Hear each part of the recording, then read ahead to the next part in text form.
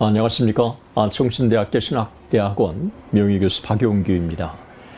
정통주의, 계몽주의, 경건주의는 근대교회사를 이해하는 중요한 중심 주제입니다. 이것에 대한 정확한 이해와 어떻게 이것들이 연결되어 근대교회사 중심 흐름을 형성하고 있는지 파악하는 것이 근대교회사를 이해하는 중요한 열쇠입니다. 근대교회사는 이성과 자율의 시대입니다. 이성과 자율의 시대를 형성하는 시대적 사상적 배경에서 자연과학의 발달을 빼놓을 수가 없습니다. 오늘은 자연과학의 발달과 근대 사상의 형성의 상관성을 함께 같이 나눠보려고 합니다. 개신교 정통주의에 대한 반동으로 근대교회사를 특징짓는 이성과 자율의 계몽주의가 영국과 유럽에서 발흥합니다. 사람들은 생명력을 상실한 경직된 교리주의에 식상했고 1세기 동안 지속된 종교전쟁으로 종교 일반에 대한 실증이 점증했고 반정통주의 움직임이 소시니안이냐 합리주의, 계몽주의, 자연신론, 니올로기, 울프주의와 같은 형태로 나타납니다. 그렇다고 계몽주의가 단지 개신교 정통주의에 대한 반동으로만 태동된 것은 아닙니다. 자연과학과 철학의 발달도 계몽주의의 발전을 촉진시킨 중요한 요인들이었습니다. 자연과학의 발달과 철학사조의 발달로 전통적인 우주관과 세계관이 붕괴되고 새로운 우주관과 세계관이 강하게 나타납니다. 수년 동안 인간 사고를 지배해온 천동설이 무너지고 지동설이 새로운 우주관으로 등장하면서 신율적인 인간의 사고가 자율적이고 인본적인 사고로 바뀐 것입니다. 계몽주의는 종교적 관용에 허용되었던 네덜란드에서 먼저 발흥해서 유럽 전역으로 확산되었습니다. 그러다 계몽주의가 극단적으로 흐르면서 계몽주의에 대한 반동으로 낭만주의가 역사에 등장해서 근대교회사는 새로운 국면에 접어듭니다. 파스칼은 이런 말을 남겼습니다. 우리는 이성에 의해 진리를 알 수 있을 뿐만 아니라 우리의 가슴을 통해서 더욱더 진리를 알 수 있다. 르네상스 휴머니즘과 종교개혁 외의 근세사의 출발에 결정적인 역할을 한 것은 자연과학과 철학의 발달입니다. 현대인의 종교적 삶을 변화시킨 과학적 합리적 정신은 17세기 시작되어서 독일 계몽주의에서 절정에 달했고 19세기 현대주의 파장 속에서 계속 반영되어 나타났습니다. 천동설에서 지동설로의 발전 과정을 이해할 필요가 있습니다. 자연과학의 발달은 전통적인 우주관의 일대 변화를 가져왔습니다. 초기 종교개혁 시대에는 프롤레믹 우주관을 받아들여서 우주의 중심이 지구이며 태양과 별들도 지구를 중심으로 움직인다고 하는 천동설을 따랐습니다. 폴란드의 니콜라우스 코페르니쿠스의 지동설이 나올 때까지 천동설이 인간의 우주관을 지배해온 것입니다. 지동설은 케플러, 베이컨, 갈릴레오를 거치면서 확고하게 정착을 합니다. 코페르니쿠스는 자신이 죽던 해에 지동설을 발표했으나 세인의 주목을 받지 못합니다. 덴마크의 천문학자 타이코 브라운은 코페르니쿠스의 이론의 일부를 수용하고 연구를 계속했고 요하네스 케플러는 코페르니쿠스의 이론을 일반화시키는데 중요한 역할을 한 것입니다. 프란시스 베이컨은 갈릴레오를 넘어서서 과학이 우주를 이해하는 수단일 뿐만 아니라 동시에 자연을 다스리는 가장 주된 수단이라고 인식한 것입니다. 만왕경을 천문학 연구에 응용한 피사의 갈릴레이에 와서 코페르니쿠스의 이론은 하나의 틀로 완전히 정착합니다. 갈릴레오는 우주의 관찰에 있어서 경험적이며 수학적인 방법을 제시해서 근대 과학의 발전에 크게 기여를 한 것입니다. 뉴턴은 하나님이 창조하신 우주에 대한 과학적인 이해의 틀을 제공한 인물이었습니다. 그러나 코페르니쿠스의 이론이 대중화한 것은 아이삭 뉴턴에 이르러서라고 할 수 있습니다. 코페르니쿠스, 케플러, 갈릴레오의 과학적 발견들은 1687년에 출간된 뉴턴의 원리에 의해서 수학적으로 검증되는 것입니다. 수학적인 공식에 의해서 천체의 움직임을 설명한 그의 원리는 유럽의 센세이션을 일으킵니다. 모든 결과는 원인을 가진다고 하는 뉴턴의 원리는 현상에 대한 과학적인 탐구와 하나님이 창조하신 우주에 대한 기계적인 견해를 이해하는 길을 열어주는데 너무도 큰 기여를 한 것입니다. 그러나 뉴턴의 원리는 성경의 초자연적인 요소, 계시, 기적 등을 거부하는 비판적인 반종교적인 방향의 참 길도 터준 것입니다. 이제 물리적인 우주는 독선적인 신의 활동 무대가 아니라 당대의 과학에 의해서 설명되는 법칙의 영역일 뿐이었습니다. 지구는 더 이상 우주의 중심이 아니라 방대한 우주의 일부분에 지나지 않다고 받아들인 것입니다. 종교적 우주관이 무너지고 과학적 우주관이 정착하면서 하나님에 대한 이해에도 변화가 생긴 것입니다. 지금까지 인간의 삶에 최종 권위로 인정되어 오던 종교관이 무너지고 자연과학이 인간의 최종적인 권위로 등장하기 시작한 것입니다. 인간은 성경의 하나님보다는 자연의 하나님에 더 많은 관심을 기울이기 시작했습니다. 이성이 인간사의 규범적인 힘으로 떠올랐고 그 결과 성경의 초자연적인 요소들이 거부를 당한 것입니다. 과학의 발달로 인한 우주관의 변화가 진행되는 동안 철학의 사조도 혁명이 일어납니다. 하나님을 절대적인 존재로 인식하고 하나님 중심의 사고에서 인간 사고 중심으로 변천을 맞기 시작한 것입니다.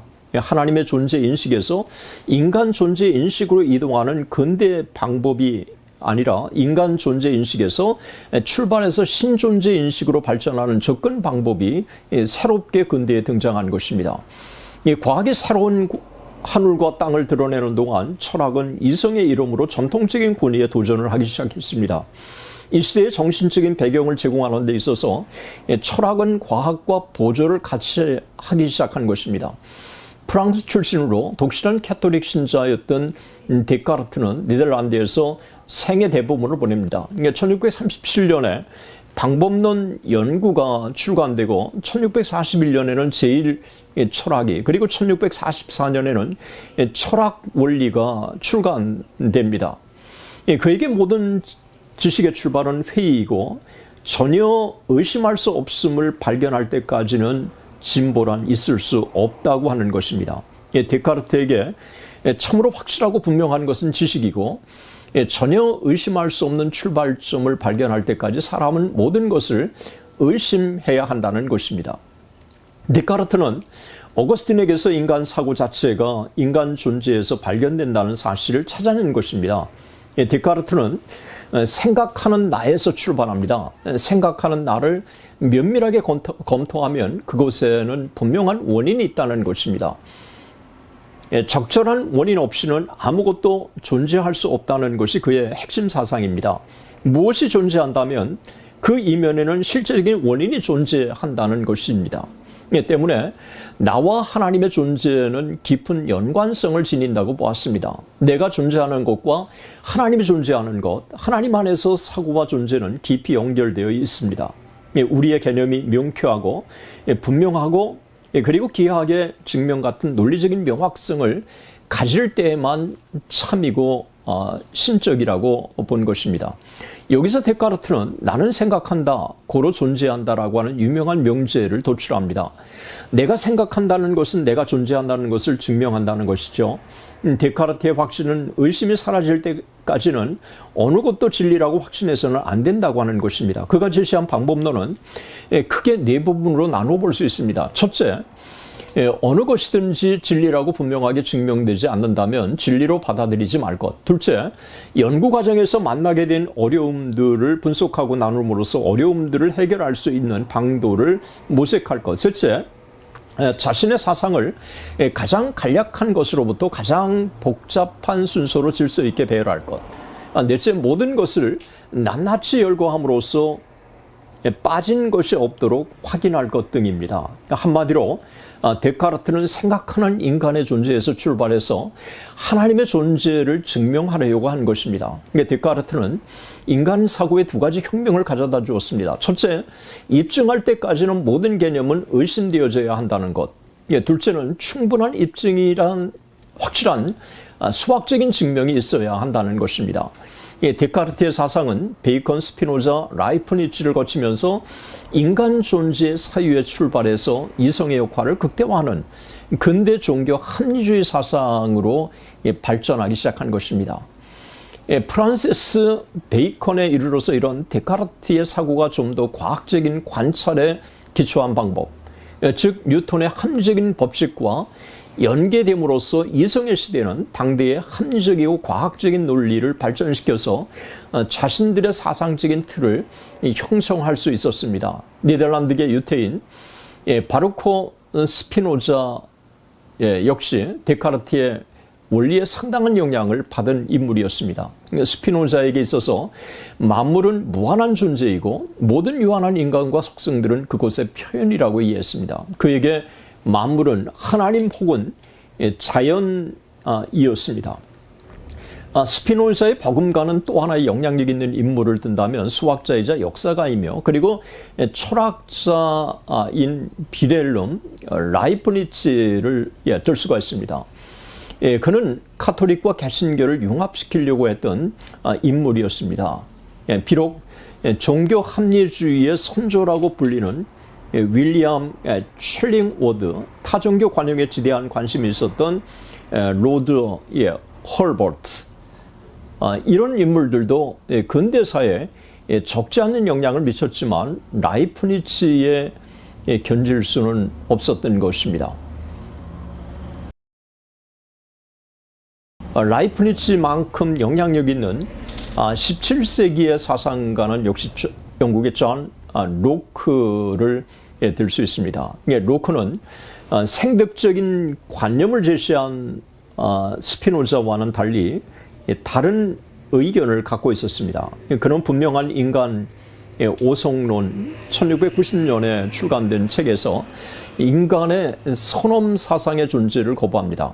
로크에 따르면 마음은 하얀 종이이고 그 위에 감각이 그것의 인상을 기록하고 이 인상을 마음이 성찰을 통해 관념으로 결합하고 단순 관념이 결합해서 복합 관념이 된다고 이해한 것입니다. 로크의 생각은 모든 지식이란 경험에 근거한 이성에 의해서 판단되는 합리성에 뿌리를 둬야 한다는 것입니다. 따라서 그는 하나님의 존재가 원인과 결과로부터 논증에 의해서 입증될 수 있음을 발견합니다. 그러니까 마찬가지로 도덕성은 수학의 진리와 같은 것에 의해서 입증되어야 한다고 하는 것입니다. 따라서 종교는 본질적으로 이성적이어야 하며 종교를 이성보다 우위에 둘 수 있지만 이성과 결코 모순되어서는 안 된다고 하는 이와 같은 의견을 피력한 것입니다. 로크는 1695년에 출간된 기독교의 합리성, Reasonableness of Christianity에서 이 관점을 발전시킵니다. 성경에는 이성의 힘을 넘어서는 이적과 같은 것이 포함되지만 성경은 결코 이성과 대립되지 않는다고 보았습니다. 로크는 예수 그리스도의 삶과 가르침, 사도들의 설교, 사복음서의 역사와 사도행전을 통해서 기독교가 누구나 믿을 수 있는 합리적인 종교임을 주장합니다. 비록 진지한 기독교인이었지만 로크는 종교의 신비로 고민하지 않았습니다. 그에게 그리스도를 메시아로 인정하고 그리스도가 선포한 도덕적인 윤리를 실천하는 것은 당연하고 이것은 이성과 별 차이가 없는 상식적인 것이라고 그는 받아들였습니다. 종교의 무기는 바로 이성적이라고 하는 점에 있다고 하는 것이 존 로크의 핵심 사상이라고 할 수 있습니다. 심지어 이적도 본질적으로 비이성적이라고 볼 수 없다고 그는 이해한 것입니다. 정부론에서 로크는 인간에게 천부적인 생존권, 자유권 그리고 재산권이 있다고 주장합니다. 이것을 확보하기 위해서는 통치협약에 의한 정부가 설립되어야 하고 대다수의 뜻이 지배하여야 하고 그 뜻이 구현되지 않거나 근본적인 권한이 위협을 받을 때에는 국민은 혁명을 일으킬 권한이 있다고 하는 것입니다. 이것은 정당 정치의 철학을 제시한 것이죠. 정부는 국민과의 협약에 의해서 정권을 얻은 것이기 때문에 정권이 국민을 위한 정당한 정치를 하지 않을 때에는 정권을 교체할 당연한 의무와 권리가 있다는 것입니다. 어떻게 정권을 교체하는가 하는 방법론에 있어서도 상당한 권한을 국민에게 부여합니다. 입법과 행정기를 조심스럽게 구분한 후에 입법이 행정보다 우위라고 그는 평가했습니다. 국민과의 협약에 의해서 설립되는 정권에서 법의 집행보다는 법의 제정이 더 중요하다는 것입니다. 이런 과학과 철학의 발전들이 18세기 계몽주의의 사상적인 토대가 되었습니다. 계몽주의는 이성의 법칙을 개인과 집단 생활의 다양한 측면들에 적용하려고 하는 의식적인 노력이라고 할 수 있습니다. 계몽주의의 근본적인 원리들, 자율과 이성은 근세의 사상과 행위에 심오한 영향을 주었고 기독교가 나아갈 분위기를 조성한 것입니다. 끝까지 시청해 주신 여러분들께 진심으로 감사드립니다. 하나님의 은혜가 여러분들과 함께 하시기를 진심으로 축원합니다. 대단히 감사합니다.